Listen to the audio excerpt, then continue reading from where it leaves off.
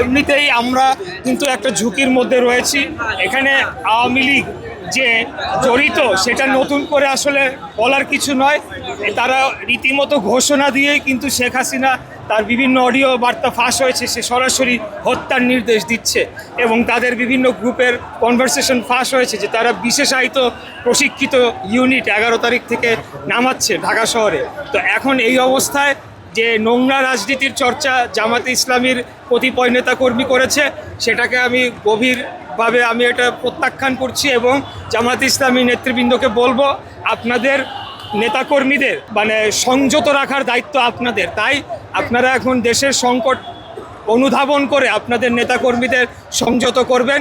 আমাদেরকে ঐক্যবদ্ধভাবে এখন আগামী নির্বাচনকে সুষ্ঠু এবং শান্তিপূর্ণভাবে সম্পন্ন করে শান্তিপূর্ণ উপায়ে ক্ষমতা হস্তান্তরের পথ নিশ্চিত করতে হবে। তা না হলে পরে বাংলাদেশ গভীর সংকটে পড়বে এবং সেটার জন্য যদি কোনো ধরনের বাধা আসে তাহলে সেটার জন্য তারাও দায়ী থাকবে যারা আজকে আমাদের উপর অঙ্গুলি হেলন করছে, আমাদের নেতৃবৃন্দের উপর অঙ্গুলি হেলন। এটা তো 100% এটা পুরোপুরি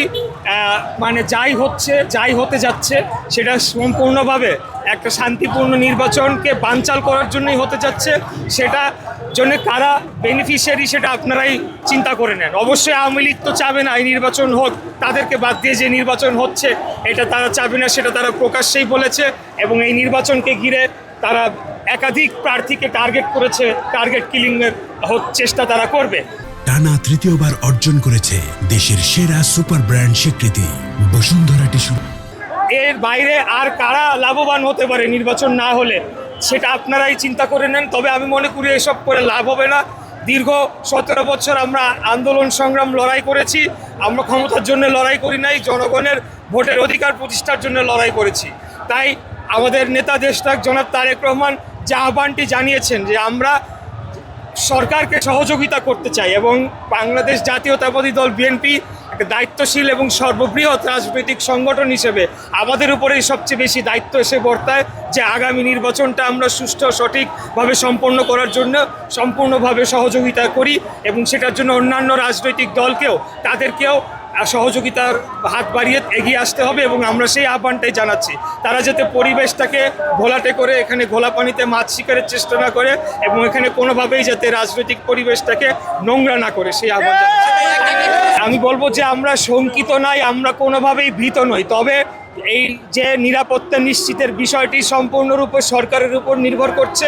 সরকারকে এবং প্রশাসনকে আমাদের নেতা দেশনায়ক জনাব তারেক রহমানের পরিপূর্ণ নিরাপত্তা নিশ্চিত করার, এটা অ্যাসেসমেন্ট করার এবং কি কি প্রয়োজন সেটা নিশ্চিত করার দায়িত্ব সরকারের।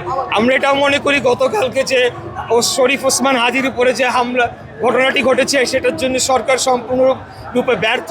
তাদের যথেষ্ট গোয়েন্দা তৎপরতা থাকা উচিত ছিল। শরীফ ওসমান হাদি এমনি একজন হাই রিস্ক টার্গেট ছিলেন, সে নিজেও তার ফেসবুকে একাধিকবার লিখেছেন এবং বিভিন্ন ইন্টারভিউ বলেছেন যে বিভিন্ন আননোন নাম্বার থেকে আওয়ামী লীগ ছাত্রলীগ সন্ত্রাসীরা তাকে হুমকি দিচ্ছে।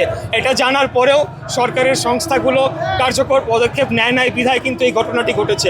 আমিও একজন প্রার্থী, তাই আমি বাকি যারা প্রার্থী রয়েছেন সারা বাংলাদেশে তাদের বলবো এটাতে ভীত হওয়ার কিছু নাই, এটাতে আপনাদের কোনোভাবে শঙ্কিত হওয়ার কোনো কারণ নাই। যা আসে আমরা সবাই একসাথে ঐক্যবদ্ধভাবে সেটাকে মোকাবেলা করব, ফেস করবো ইনশাআল্লাহ।